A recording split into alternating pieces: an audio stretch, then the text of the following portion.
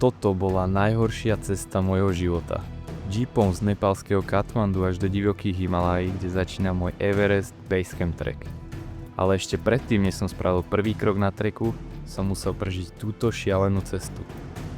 A úprimne, miestami mi vôbec nebolo všetko jedno. Dážď, nekonečné zápchy, kamióny a cesty, kde jediná chyba mohla znamenať katastrofu.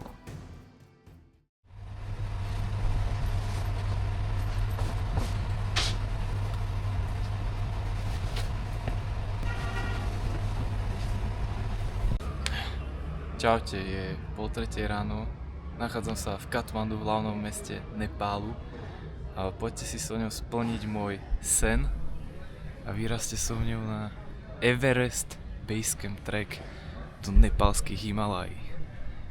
Idem 2 dní jeepom z Katmandu do dediny Surke, odkiaľ začnem trekovať. Teraz vlastne čakám tuto v nočnom Katmandu na jeep. Neviem teda, kde presne mám čakať, ale povedali mi, že na tejto ceste, tak dúfam, že sa niekto dorazí, lebo bolo to dosť chaotické dohadovanie. Takže čakám a predo mňou ma čaká ešte dlhšia a náročnejšia cesta.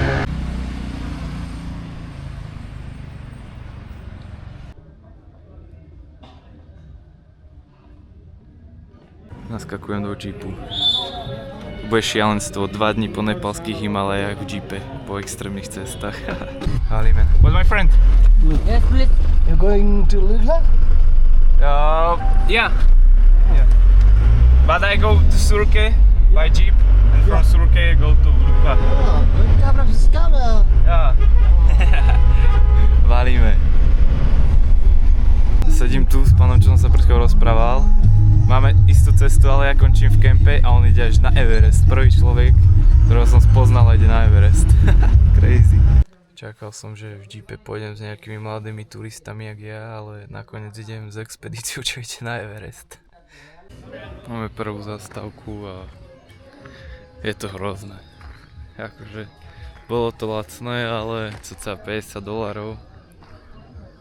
Ale ide strašne rýchlo ten vodič a je nás v aute 10. Ja to všetko natočím, on je stále tak šero. A je to teda zážitek, musím povedať. Dúfam, že to bude rýchlo za mňou.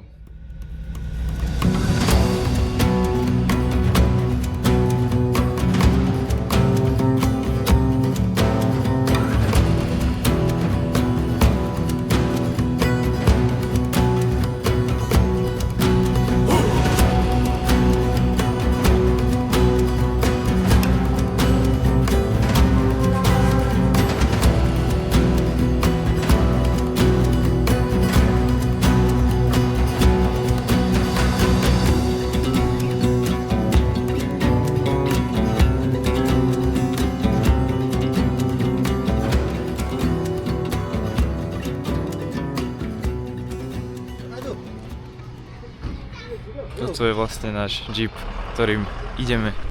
Máme ďalší stop. Ešte som 3 hodiny od toho cieľa, takže už to nie je až tak ďaleko.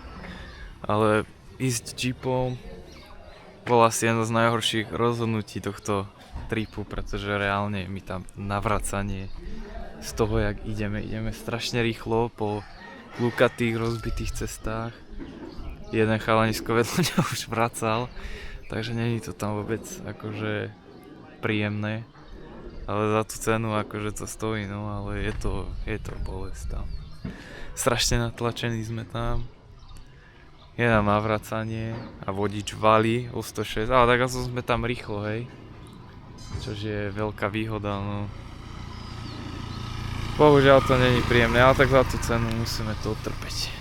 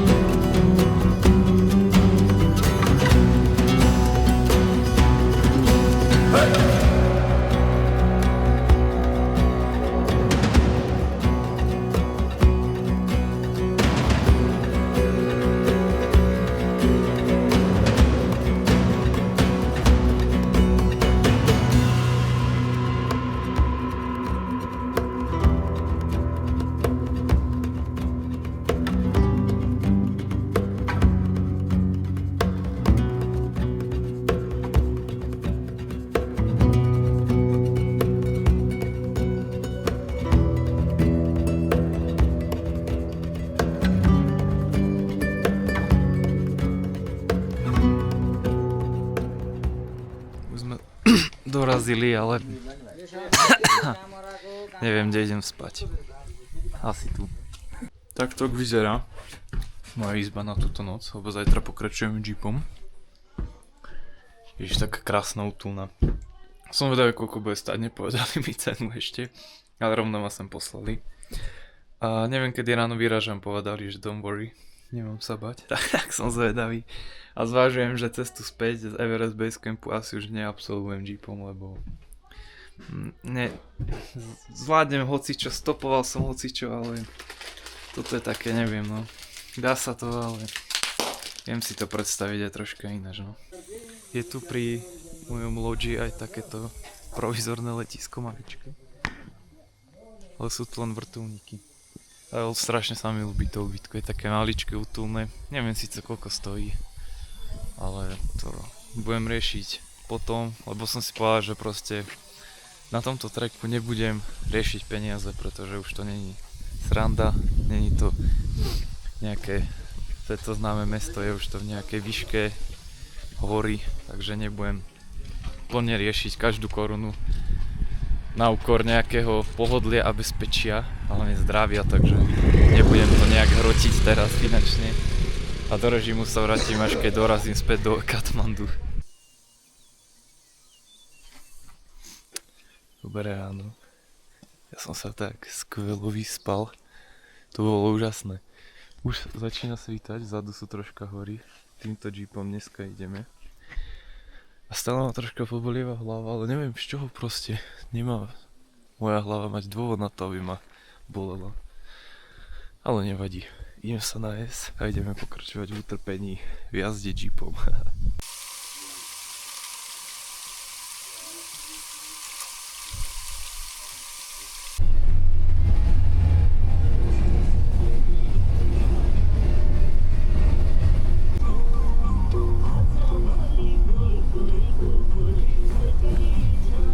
Neviem ukázať, po akej ceste dneska ideme a je to ešte horšie ako včera. A ešte do toho aj pršalo. Hej. Takže je to fakt adrenalín. Úprimne si to moc neužívam.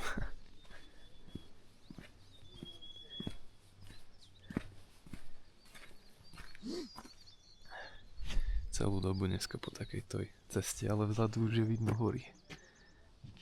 Čo je paráda. Idem niečo rýchlo zjesť a pokračujeme a budem dúfať, že tu bude čo najskôr za mňa. Ináč je to tu akože prostredie krásne.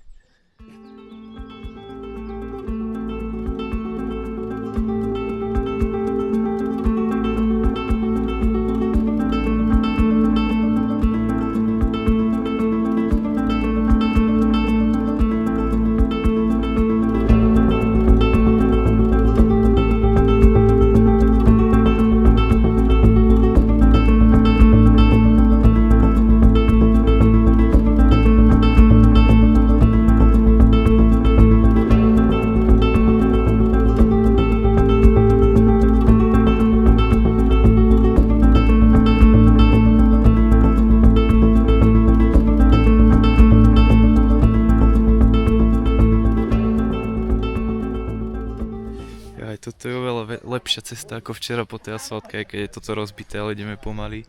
Zním sa mnohokrát bezpečnejšie túto je ako včera. Ale tie hory a tie výhľady, to je tu naložené, toto je prekrásne.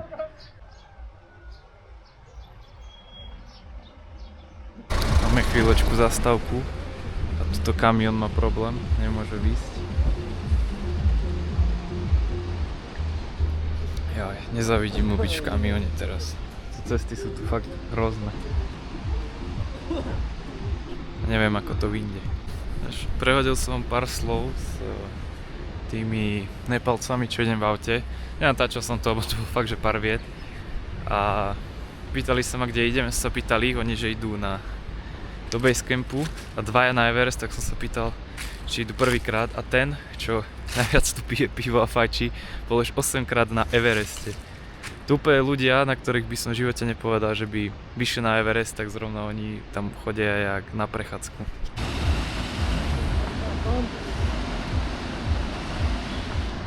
Nemôže to ísť.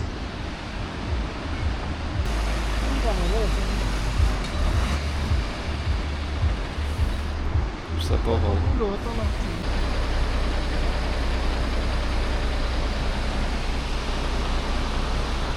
Ani títo ďalší, ani tam dole nevedia zase prejsť.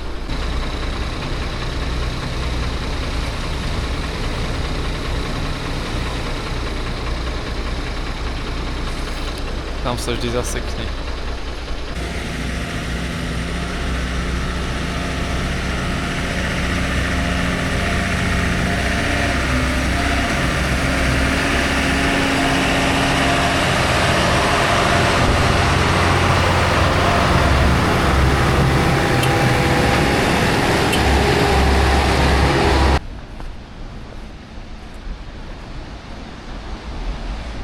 Celkom zapcha. Tu stoja tady to až tu.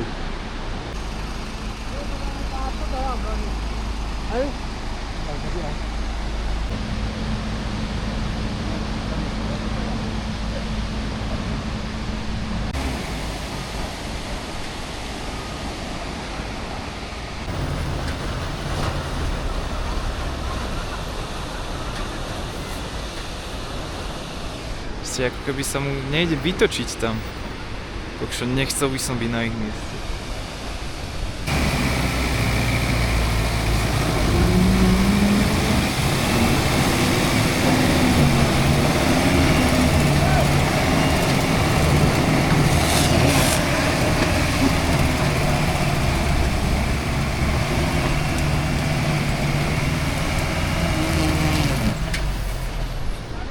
Chudáčisko, lebo už to nejdem natáčať, ak by trebalo pomôcť, je to stále to isté dookola.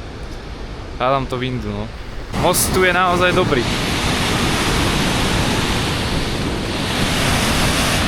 Ja tieto nepalské cesty, to je zážitok samo o sebe. Toto celé je vlastne také kaskady cesta a takto funguje strašne veľa ciest tuto v horách na tento štýl, lebo zatiaľ sú není vystavané, táto sa začala stavať len 3 roky dozadu. Takže pre ťažšie kamiony, auta je toto strašne náročné výjsť a ešte k tomu včera a dneska ráno pršalo, takže extrém. Fakt by som tu vodič nechcel byť.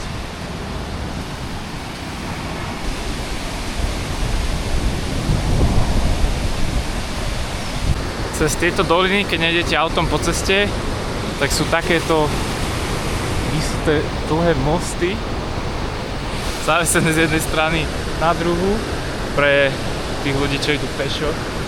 Takéto sú po celom Nepále, takéto mosty cez doliny, aby ľudia mohli chodiť pešo, pretože chcem niečo doviesť, ako môžete vidieť. Nie je vždy jednoduché, takže vždycky musí byť nejaká alternatíva na pešo.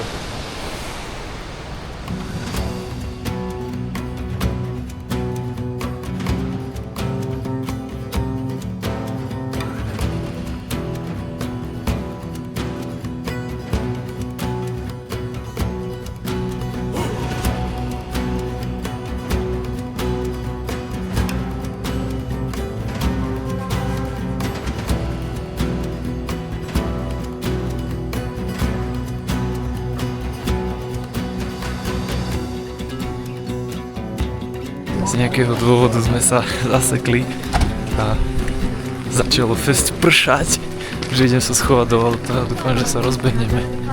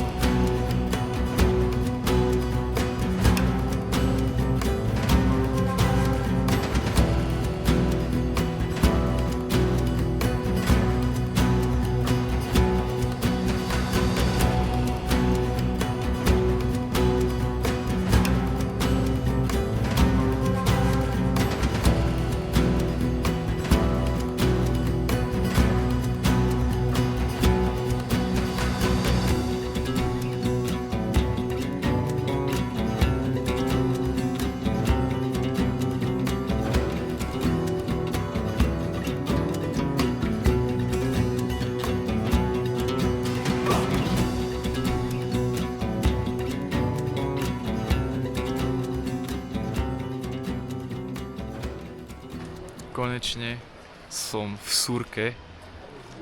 Toto bol extrémny adrenalinový zážitok, ktorý neviem, či si chcem zopakovať, ale bolo to super.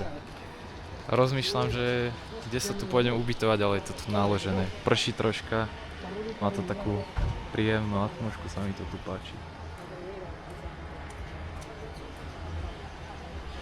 Nádhera. Ozvem sa vám, až keď už začnem trek, čož bude na ďalší deň, keď sa tu vyspím, troška nachystám.